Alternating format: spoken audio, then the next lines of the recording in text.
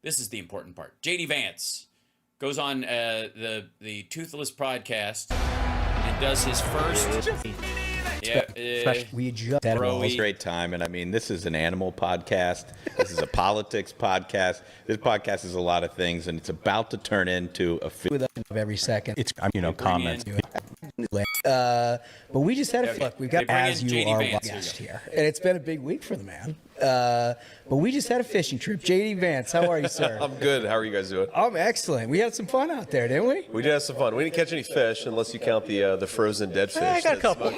But no. We didn't catch any fish unless you count the frozen dead fish. This dude cannot. There is not a buzz he will not kill. That seems to be there. There's like this dude. You can tell he's laughing at what JD Vance said, but not like.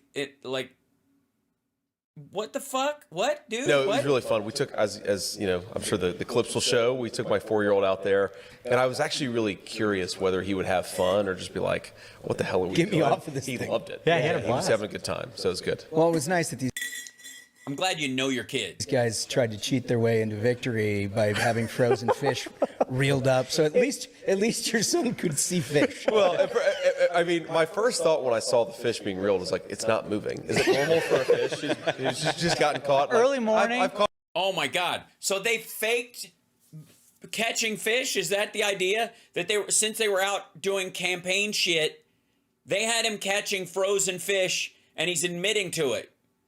What a fucking idiot! So they're doing this thing. They go on this fishing trip thing with whoever these douchebags are, and they film it because they're going to use, like, we're going to see footage coming up of JD Vance. He's a guy like you and a person that wears all the country shoes. And, right, you're going to see an ad about that motherfucker, and it's going to be him fishing and going, nah, I'm a fishing man. And there's going to be, and the fish on the end of the line is dead and frozen. They just put fake fish on the end of it. And he's basically, he's too stupid to know he's not supposed to mention it. caught enough fish to know that normally they fight at least a little bit. Yeah, like maybe. Yeah, It was an early morning. It was a cold lake. Something. But then I was like, there's no way that they would throw a ringer out there, that they would bring a deid frozen fish just to win the fishing competition. But I clearly overestimated. We didn't really have a choice. We had everything short of a carrier group out there, for security. Yeah, no, I think it. Right. So because of the Secret Service, it was scaring off all the fish. So they had to, because they wanted to film it, they had to let him catch a frozen fish. In our defense, as our skill as fishermen, I think it's probably hard to catch a fish when you have like An armada? like a literal armada floating around. We're like Kalamazoo River, right? And the 45-foot Coast Guard boat with a saw machine gun. Yeah. It's like, pretty cool to look at.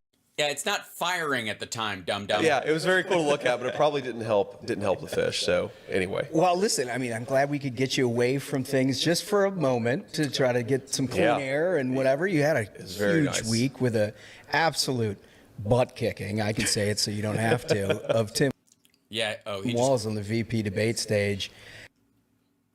yeah, not so much. Also, he did get a butt kicking. It didn't go his way.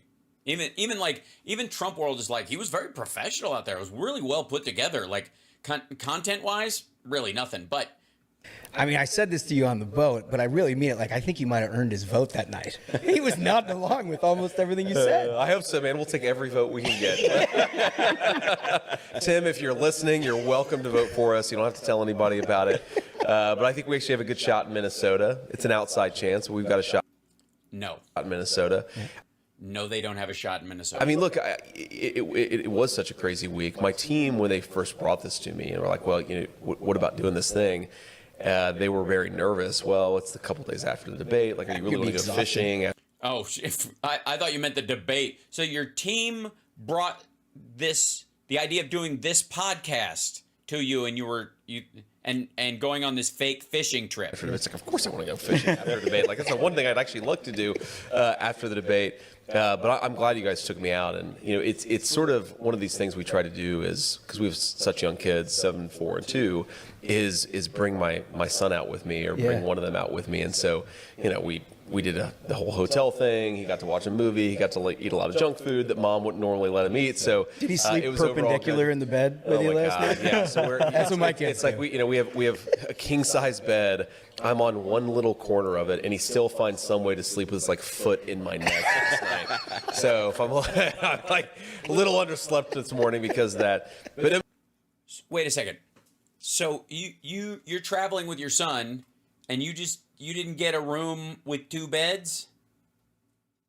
We're supposed to believe that that Donald Trump's running mate is in a 1-bedroom suite someplace, and that there's not a separate bed to be had, or that you would. Well, maybe it's that you wouldn't give him the king size bed, and there's a like a queen size in there, but you can't be expected. I mean, the debate was so much fun, and I was telling Josh this earlier on the boat. Like, you don't really know when you're doing this because your adrenaline's going. You're trying not to say anything stupid. You don't actually know how it's going, really. Like, I felt pretty good about it, but my wife comes out at the very end, just to sort of like this one final, segment for the TV cameras. When Waltz comes up and my wife comes up, and I look at Usha's face, and I just knew. I was like, oh, shit. Nice. We must have done a very good job, because Usha doesn't lie to me, Yeah. and her face especially doesn't lie to me, and I knew that minute that we had a very good debate. And Nobody of course- gives you authenticity like Exactly. a wife, right? Exactly.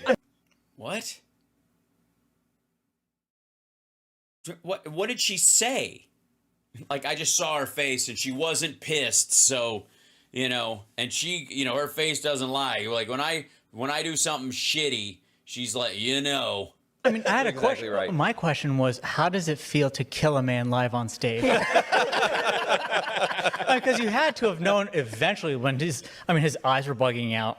And it was just, to me, and seeing the reaction online, the first 5 minutes. Hold on, galoshes. I wouldn't ask somebody, like, what it's like to kill a man on stage when you look like you're the guy that follows the serial killer around and helps him bury the victims. I think it was already over. I mean, it definitely, the first answer, because it was about the attacks on Israel and how Israel should respond, and I definitely realized like he was extremely nervous. He said fundamental 3 times in 20 seconds. That's normally a tell. And then he talked about Israel proxies. Yeah, so there's definitely, I could tell he was nervous, Yeah. but again, you can't really tell how nervous, like how you're doing, because I'm nervous as hell, right? Yeah. Really? Yeah, oh, absolutely. Like I get nervous at these things, and so you can't really tell how it's actually going. Like I didn't think that I had said anything bad. I thought that I had said, in fact, a number of good things. So Really? That was your assessment? I didn't think I'd said anything bad. In fact, I thought I had said a bunch of good things. did feel pretty good about it. Great. The one thing I didn't realize, this thing that's gone super viral of me kind of doing the Jim from The Office thing, like looking into the camera. That's what I was thinking. Is like, you have to have known, like, can you believe how easy this is? But it's because, I wish I could take credit for it, but it's The clock was up. because I guess the timer is right by the camera. So Yeah, that's what I said. Like it looked like at one point that they had planned this thing, and then after a while it was obvious he was just checking the clock. I was just, I was trying to pay attention to what he's saying, but then you have to be ready for like when his time's up, because then it's your turn to speak. And so Here's a good idea. Ask that there be other timers in eye line, so you don't have to look straight ahead to know how much time you got. I was looking at the timer to figure out. I was about to speak. Amazing. I know. But it spawned a million viral memes, so I'm glad they did it like that. I think I It doesn't. saw you give Smug a similar look when he walked up with the frozen fish. We know that came out the freezer. The full broken fourth wall. Oh man. It's because we're having so much fun that it's the thing we do as men. We're sitting and we on sometimes each other's laps. I think the thing that was most impressive, I mean, look, a lot of us have done a lot of these things in debate preps and things like that. Yeah, of course. And it's one thing to have the right answers, which you did. And it's better when it's authentic, which it is. Okay, well then I don't even know why he has to answer. The thing that is so impressive about what you did in that debate Is your height. is you say you're nervous, you look so composed. Your tone, your tenor, the way you were delivering it, it was like a man at total peace with what he was talking about. Yeah, like a sociopath. And I think that conveys, right? I mean, Yeah. Like it conveys that you're not really that emotionally invested in this shit, and it's really just another business deal as far as you're concerned. And if you lose or something goes wrong, you know you're wealthy enough to have a fallback, and it's not really the big problem you think it is. And you don't give a shit about women's rights. You don't have a stake in any of the things you're talking about. So if they go your way, that's cool. But if they go the other way, it's not really a big idea. look, it turns out there's over 50 million people watching the damn thing. Yeah. So, Which I'm glad I didn't know then. 'Cause- yeah, seriously. But it's, I mean, so I definitely, again, I felt good about it. I think nerves are a good thing, actually. Yeah. You know, it's good to sort of Keeps you sharp. keeps you sharp, keeps you focused. That's fundamentally a good thing. But it's funny, we went into it, and I think they thought our strategy was just going to be to go after Walt, for like, the military record dishonesty, and there's like the Tiananmen Square thing that was like that was the one moment where I realized, okay, he's clearly very uncomfortable. No, he didn't need your help. He buried himself on it. It's like the old Sun Tzu quote, right? Like when your enemy's making a mistake, don't interrupt them. I was just like, shut up. That was the mental process I had. It's like, do not Right, because you know the next question's coming your way. say a damn thing, JD. Silence. But I, what actually President Trump and I were talking about this sort of about a week before the debate. It's like, okay, why go after Tim Walz when people are primarily voting for Kamala Harris or against Because it's a VP debate. Kamala Harris or That for makes Donald sense. Trump or against Donald Trump? And importantly, unlike with Donald Trump and Joe Biden, where everybody And by the way, yeah, unlike Kamala Harris and Tim Walz, the age difference is a negligible thing. No one expects her to kick off during her term, and whether or not her VP is ready to take over on day one is less of a concern than, say, on your side of the ticket. everybody has an opinion about these guys, right? Like, it's very hard. I mean, you guys are all like political professionals. Like, what negative They are. advertisement is a person going to see about Donald Trump? Everybody has an opinion about him one way or the other, but people really don't know Kamala Harris. Right. And it's kind of surprising to those of us who live and breathe politics, but a lot of people still don't Dude, your wife doesn't know who you are. realize, like, she's the sitting vice president. She bears the responsibility, in some cases even casting the tie-breaking vote on some of these policies. So, Right, yeah, we know this. like, why not use this as an opportunity to get the word out about who Kamala Harris really is? And so because of that, I was like, I don't really have to like debate Tim Walz. Yeah. I'm really going to debate Kamala Harris. Right, because you're I guess you're going to be the Dick Cheney to Trump this time around because he's such a doddering old fart. He can't. Luckily, he wears loafers because he couldn't tie his And shoes. even sometimes if he could reach them in the first place. where I think Tim had taken like a position oppositional to Kamala Harris, like why not highlight that as an example of her radicalism rather than get in a back and forth with Tim Walz? Yeah, and you I said think it that was the best. right. I think ultimately that was the right strategy. I mean, I was a little bit worried going into it that like he's just going to attack me and I'm not going to respond to it. It's like, hey, he's going to call me an asshole and I'm going to be like, the real asshole is Kamala Harris. Yeah, right. But, like, so That was your prep. does that like not work actually in the debate moment? But I actually think it did work. And, did and I'm work. glad we did it. You were honest. You were like, Tim, you had a hard job tonight. That was Right? Because they're trying to pull this magic trick where she's the change agent candidate. That's right. And not the current vice president of the United States. Yeah, and as the person who's running to be the vice president of the United States, you apparently don't know what the vice president can and cannot do. And, you have the last 4 years of Donald Trump being president of the United States you can point to as a record of success. So, like, Yeah, but you can't. You know what you can't point to? His vice president from that time.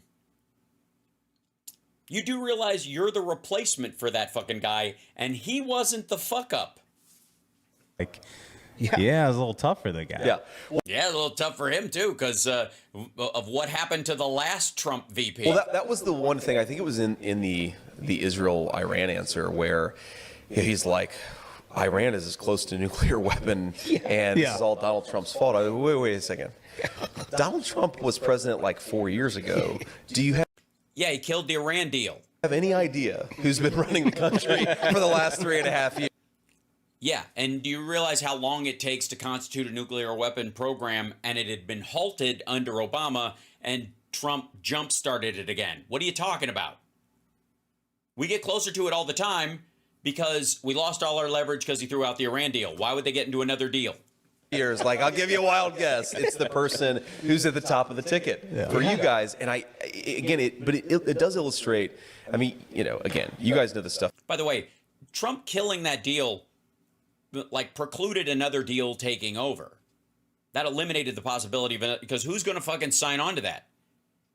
What country is going to sign on to a one-sided inspection-heavy nuclear deal, which we can dump at any time, but if they do it, they're going to get killed or something like that? They're not even going to start down that fucking road. They're already there. They don't gain anything from it. Stuff better than I do, but like sometimes in races, it's really complicated. It's really hard. If you're the incumbent party and the economy is really bad, that's a tough product to sell. Well, right. You mean like why Trump lost in 2020? Well, they're the incumbent party and the economy's bad, I think, because they're... It is? It is? I mean, I'm glad you had a good time fishing, though. And you bought the fish that you caught, did you? And was it more expensive to buy the fish you were pretending to catch while you're on the lake than, say, the last time you pretended to catch a fake fish on it, You had to get a real frozen fish instead of the big mouth bass because of supply chain issues. Their policies, and they've done everything they can do to get out from underneath that. By the way, they're trying to pretend like she's just showed up yesterday. That's absolutely right. Well, and it's the No, they're not. No, they're just saying that she will do something as president she couldn't do as vice president. Like Biden did the same thing with Obama. Fucking George H.W. Bush did the same thing with Reagan. Bait and switch here is really fascinating, right? Because when Biden was the candidate, I'd watch these like Sunday shows, and you'd have people going on and be like, "Oh no, inflation's great. Like things are starting to look really good, and the economy's doing wonderful." And here are all these great things that Joe Biden did. And then the minute Kamala becomes the candidate, they're all like, "Oh, Joe Biden was a terrible president." Nothing to do with him. No one did that. None of them are saying that. Didn't happen ever. Don't know what the fuck you're talking about. Super weird. Literally no one did that. Where in the ever-loving shit is that a thing? That when he stepped, as a matter of fact, his rep went up. People were like impressed that he was such a transformational president, and they're all giving him credit for not maintaining power just to have it. What are you talking about?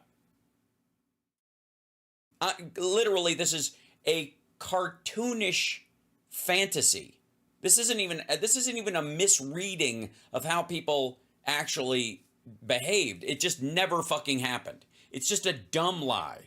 It's a lazy lie. But it's just, again, it doesn't pass the smell test for most Americans, and we're just going to find out November 5th.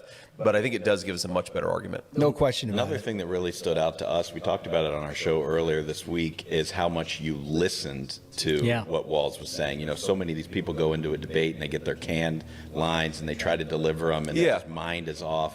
But you mean like Trump? When he just kind of goes by muscle memory and just kind of blathers? You were so well prepared. You knew exactly what you were going to say about every single thing that you were. So you weren't really listening. You had stuff you were ready to recite, is what you're saying. What? Able to listen to him and interact with him in a way that I think stood out for a lot of people. Yeah. No, I think when I go into these things, I try not to do the slogan thing. I try not to do the can line thing. I try to actually answer the questions, which in some cases, I think I probably try too hard to answer the question, especially when it's like an unfair question, because sometimes you just got to say, that's a stupid question. Like, let's talk about things that the American people actually care about. Particularly when the opposition, every question they're asked, they tell you about their growing up with streetlights and bicycles. What are you talking about? That's how he did. He did the exact same fucking thing, dummy. That's how he opened it. He basically did the first, the opening paragraph of Hillbilly Elegy. Hey, he's proud of that record of service. So good. So good. I love how he was in it for 24 years and I was in it for 4, and he actually trained people and worked with NATO troops and that kind of stuff. And I was a reporter for Stars and Stripes and a PR liaison. Oh, so good. So you definitely obviously have to hit your themes, and there are things that you want to. There's a message that you want to deliver to the American people, and you have to not try to get knocked off balance. But by the way, I'm shocked at how boring this is. I really am. I mean, he's boring, but like the guys he's with are so boorish and they're so Like I don't watch the Ruthless podcast, so I don't know if they're just suck ups in general. Is that the energy of the place? Are they just always, lining up to Pelican Trump's balls? Is that how it works? I do think it's important to actually just listen to what people are talking about and responding to it. And I think it's one of the things that people really are turned Well, obviously, unless they're women. off by with Kamala Harris, right? It's like, what is your specific plan to solve the inflation crisis? And it was like, I grew up in a middle-class family, or, I worked at McDonald's and I was really good at making the hash browns. It's like, what the hell are you talking about? Can you imagine like ordering a sandwich? Yeah, that's not the answer she gave. Also, that is the answer you gave to the Israel-Iran question. Somewhere and they're like, well, I live in a middle class family and I'm from it's like, just give me the bologna sandwich. Right. Yeah, so this is a Wendy's. But it does, I think it does drive home that just being responsive is just a breath of fresh air in politics. It is. It really is. I mean, unless they're women. In the 21st century. And so I definitely just, I try to do that. And it also, with what? Look, Tim, you go into this debate, right? And Tim and I both know, like, this is not, you're not playing to your base. You got 50 million plus people watching you. Like, you're trying to make a pitch to undecided voters, right? So he's going to say a lot of things where even sometimes explicitly he's going to agree with Donald Trump's policies. So rather than being like, no, you're wrong, we're like, oh yeah, you made a really good point there, but here's why that point has nothing to do with Kamala Harris's policies. And that's what I kept on trying to take it back to. And that's the listening component that you were talking about. No, that's... What? When did that fucking happen? We all watched the same debate, right? All right, I gotta tell, like, it would be one thing if there was sort of a breakdown of what actually happened, but it seemed just like a bunch of, like, they're just taking turns blowing him, in a congratulatory way.